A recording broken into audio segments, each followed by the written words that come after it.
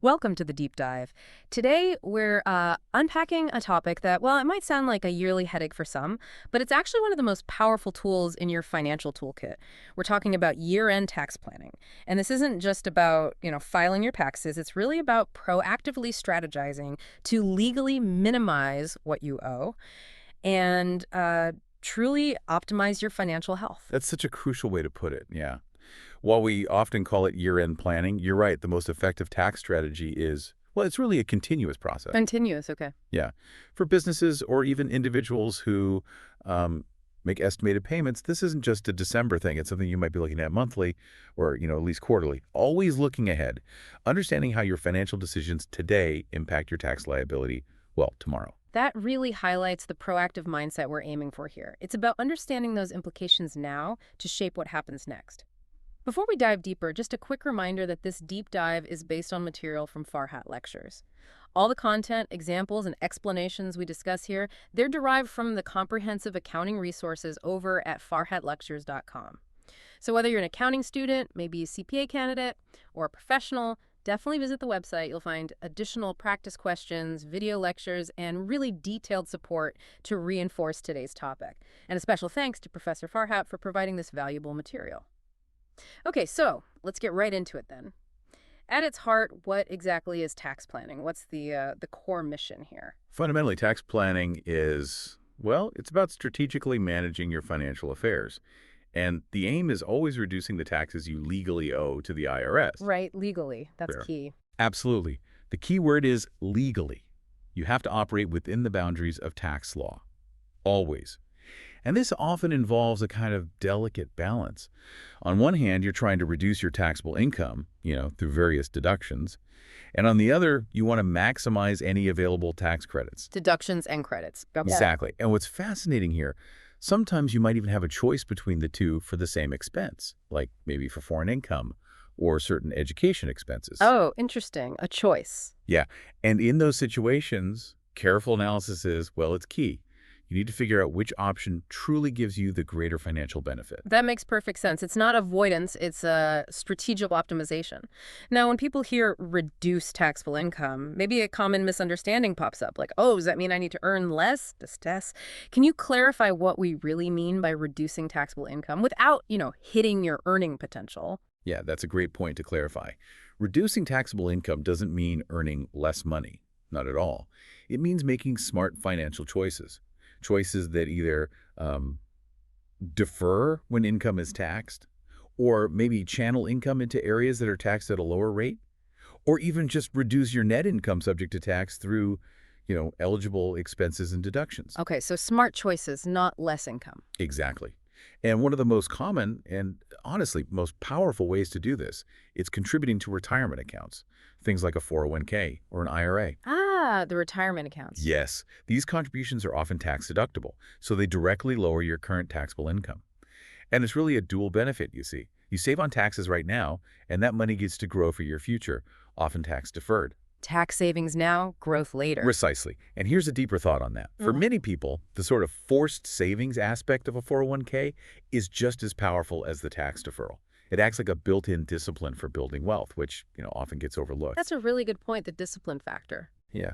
Imagine you contribute, say, $20,000 to a 401k. If you're in, let's say, a 30% tax bracket, boom, you've immediately saved $6,000 in taxes this year. Plus, you've invested that whole $20,000 for long-term growth. Wow, $6,000 just like that. That's significant. Immediate impact. So beyond those really powerful retirement contributions, what about maximizing other allowable deductions? What are some practical things listeners can do to make sure they're not, leaving any money on the table? Well, there's quite a menu of deductions to consider, actually. For homeowners, the common ones are mortgage interest and property taxes. Those are usually significant. Yeah, the big ones for homeowners. Yeah. And charitable contributions are also deductible. So if you're planning to give, doing that before year-end can help this year's taxes. Timing the donations. Got it. Right. And then there's a clever tactic for medical expenses. These often have high thresholds, before you can even deduct them. The AGI floor. Yeah, that percentage you have to beat. Exactly. So one strategy is bunching them. If you think you'll have significant medical costs over, say, a couple of years, try to incur and pay for them all in one specific year. That helps you get over that deduction threshold for that year. Concentrate the spending in 1 year. Yeah. Interesting. And for business owners, well, there's often quite a bit more flexibility. Lots of opportunities to maximize deductions for legitimate business-related expenditures. That directly lowers the income your business actually pays tax on. Okay, so deductions chip away at your taxable income. Makes Right. sense. But what if we could get like a direct discount right on our final tax bill? That's where tax credits come in, right? Yeah. And people often say they're worth more. Why is that? What's the real difference? Oh, this is such a critical distinction. And it's really where a lot of the power in tax planning lies. Deductions, remember, they reduce your taxable income. Okay, income first. Right. So the actual tax savings you get from a deduction, it depends entirely on your marginal tax rate. For example, like we said, a $2,000 deduction if you're in a 30% bracket. That only reduces your actual taxes by $600. 30% of the deduction amount. Exactly. But a tax credit, that's different. A credit reduces your taxes dollar for dollar. Ah, dollar for dollar. Big difference. Huge difference. So a $2,000 credit, it directly reduces your tax liability by exactly $2,000. It's like a direct subtraction from the tax you owe. Okay, much more impactful straight away. Absolutely. And what's even better, some credits can be refundable. Refundable, meaning Meaning if the credit is more than the tax you owe, it reduces your tax liability below zero. And the IRS actually sends you a refund for the difference. wow, so you can actually get money back because of the credit. Precisely. Things like certain educational credits or the earned income tax credit often work this way. Though, planning specifically to maximize EITC isn't usually advisable. It's more about eligibility. But a great everyday example is credits for, say, energy-efficient home improvements, making your home greener. Right, I've heard about those. Those don't just lower your taxable income a bit. They can directly slash your actual tax bill. That's a really clear advantage, like getting a direct coupon off your taxes versus just a percentage off the price.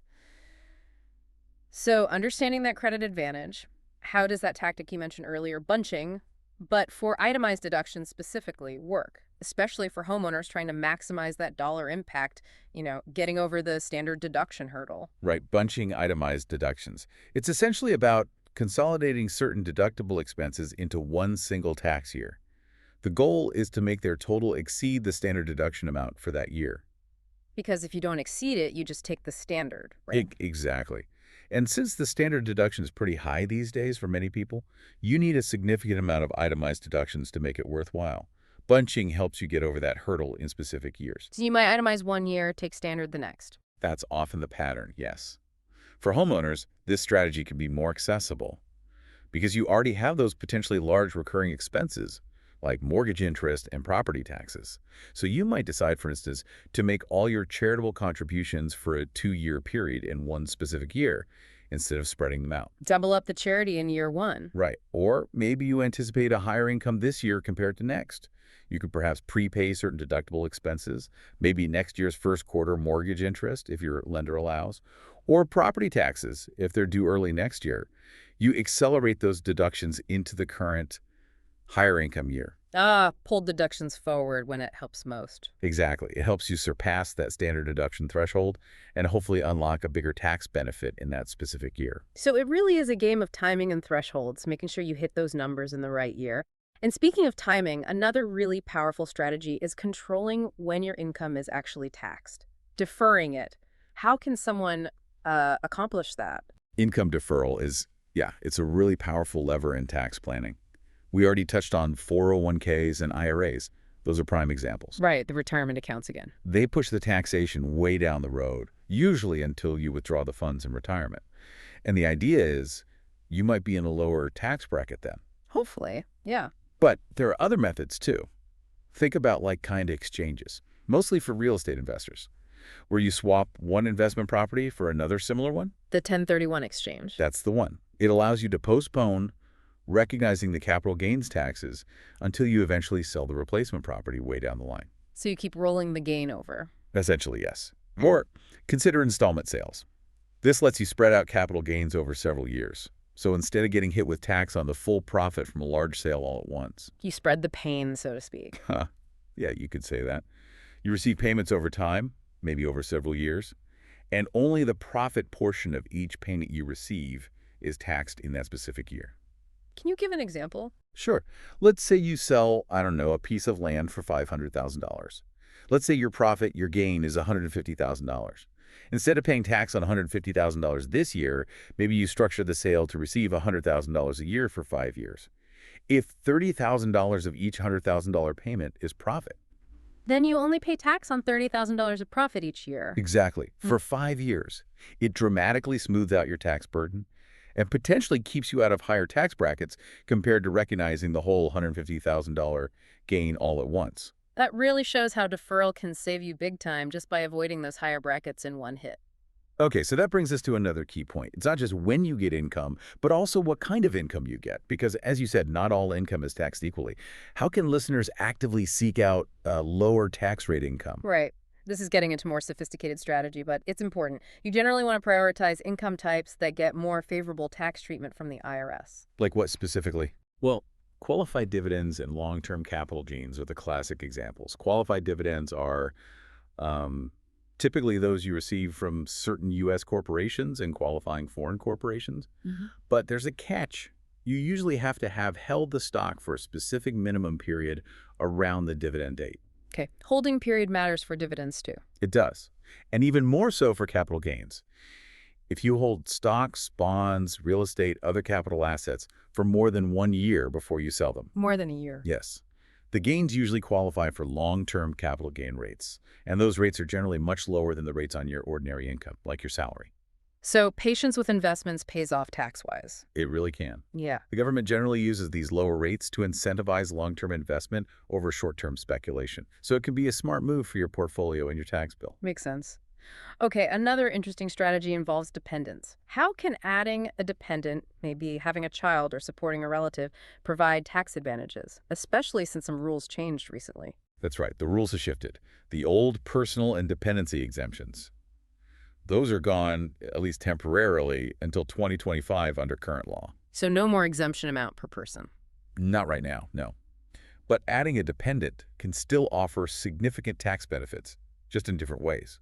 For instance, having a qualifying dependent might allow you to change your filing status to head of household. And head of household gets a better deal than single. Yes, typically a higher standard deduction and sometimes more favorable tax brackets than filing as single. But perhaps more importantly, dependents are key for qualifying you for some very valuable tax credits. Back to the power of credit. Exactly. Things like the child tax credit, which can be substantial, or the dependent care credit if you pay for child care so you can work or look for work, and various education credits if the dependent is in school. These credits, remember, directly reduce your tax liability, dollar for dollar. Very powerful. That's a really crucial distinction, the shift from exemptions lowering income to credits directly cutting the tax bill for dependents. Okay, let's shift gears slightly to the mechanics of actually paying your taxes throughout the year. For employees with W-2s, and also for self-employed folks, what's vital about managing withholding and estimated tax payments? The main goal being avoiding penalties, right? Absolutely vital. Avoiding underpayment penalties is key. Nobody wants to pay extra just for not paying enough on time. For employees, this usually means checking your paycheck withholding periodically through the year. Using the IRS withholding estimator tool can be really helpful. Make sure enough is coming out, but not too much. Exactly. You want to get close. Having too much withheld means you gave the government an interest-free loan all year, which isn't ideal either. Now, if you're self-employed, a freelancer, maybe you have significant investment income not subject to withholding. Gig workers, consultants. Right. You generally must make timely, quarterly estimated tax payments, usually 4 times a year. Many people aim for what's called a safe harbor. Safe harbor. Yeah, it's a way to avoid penalties. Generally, you need to pay in, through withholding and estimated payments combined either, at least 90% of the tax you'll owe for the current year, OR, or at least 100% of the tax you owed for the prior year. That goes up to 110% if your prior year adjusted gross income, or AGI, was over $150,000. Okay, so pay based on this year's estimate or last year's actual tax. Right. Meeting one of those safe harbors usually protects you from underpayment penalties. Failing to plan for these payments proactively, that can lead to some really frustrating penalties when you finally file your return. It just eats into your hard-earned money. Yeah, those penalties can definitely sting. Good advice. Now, for listeners who might be working overseas, living abroad, are there specific strategies they should know about for handling foreign income? Absolutely. If you live and work overseas, the U.S. tax system still applies, but there are special rules. The IRS generally allows you to choose between 2 main potential benefits for your foreign earned income. 2 choices again. Yes. One is the foreign earned income exclusion. This lets you exclude a pretty significant portion of your foreign wages or self-employment income from U.S. taxation. But you have to meet certain tests, like being a bona fide resident of the foreign country or being physically present there for most of the year. Okay, exclusion is one option. What's the other? The other option is taking a foreign tax credit. This allows you to claim a credit on your U.S. return for income taxes you've already paid to the foreign country on that same income. Avoiding double taxation. Exactly. That's the goal. Now, which is better, the exclusion or the credit? It really depends on your individual situation. A key factor is the tax rate in the foreign country where you're working. High tax country versus low tax country. Precisely. If you're paying more in foreign taxes than you would owe to the U.S. on that same income, the credit might be more advantageous. It could potentially offset your U.S. tax liability entirely on that foreign income. If taxes are lower there, the exclusion might be better.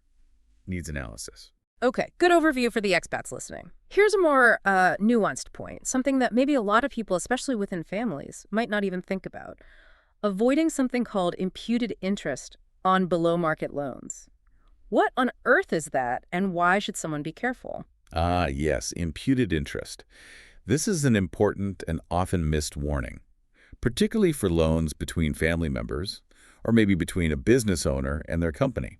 If you make a loan, say, to your adult child or borrow from your own S-corp, and you charge an interest rate that's below what the IRS considers a fair market rate. Like a zero-interest loan to family. Exactly, or just a very, very low rate. The IRS can step in and impute interest.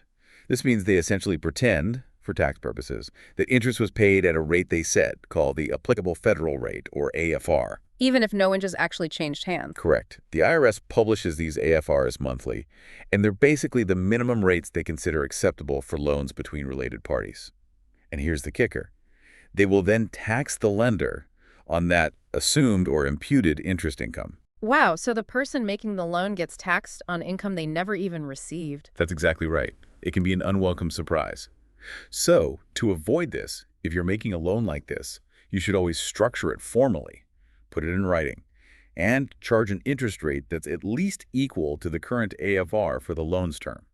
Treat it like a real loan, not a disguised gift. That is a critical detail. Good to know to avoid that IRS surprise. Okay, and finally, let's touch on stock options.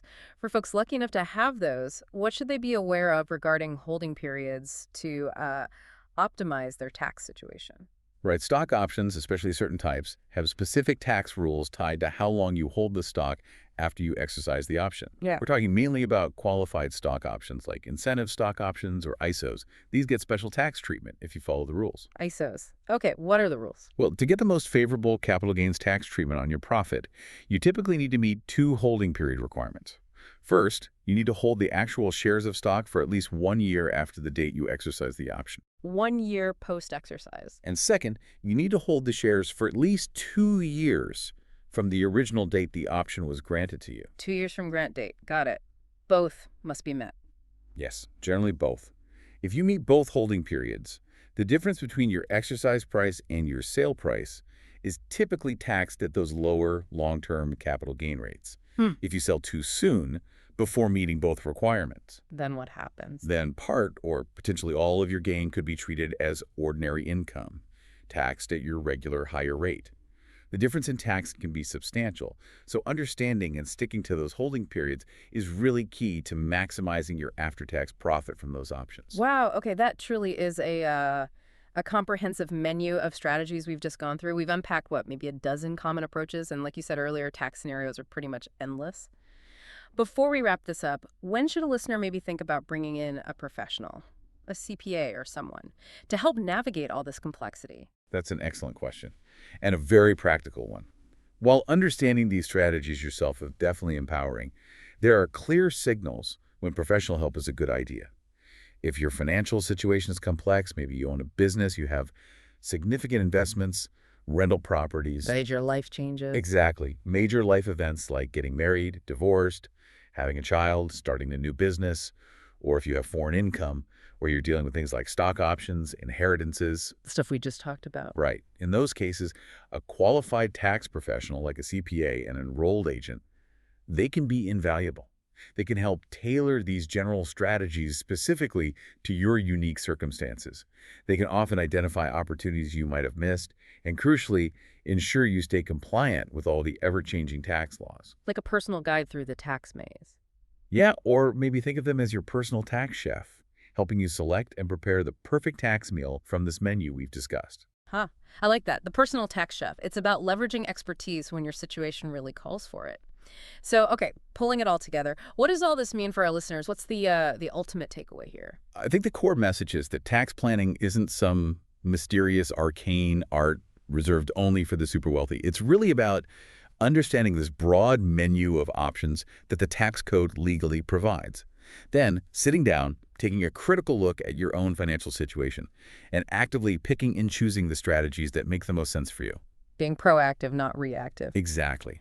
Being proactive, understanding that fundamental difference between deductions and credits, and applying these principles throughout the year, not just in a mad dash in December or April. That truly is the key to, well, better financial well-being. That's the real insight, isn't it? It's not just about surviving tax season, it's about proactively shaping your financial future. So, as you, the listener, look ahead, maybe take a moment to consider the long term impact. Think about the seemingly small tax planning decisions you make today. How might these choices consistently contributing to that 401k, maybe strategically bunching deductions or deferring income when possible, how might they influence not just your current tax bill, but your overall wealth accumulation for years, maybe even decades to come? Which of these menu items that we talked about today will you be exploring for your own situation? And just one final reminder, much of the foundational material for today's deep dive came straight from farhatlectures.com. So if you're an accounting student, a CPA candidate, or honestly just curious to learn more in depth, you'll find an incredible array of resources over there, practice questions, video lectures, to really solidify your understanding of these tax topics and many others in accounting. Thanks for diving deep with us today on the deep dive. We'll catch you next time.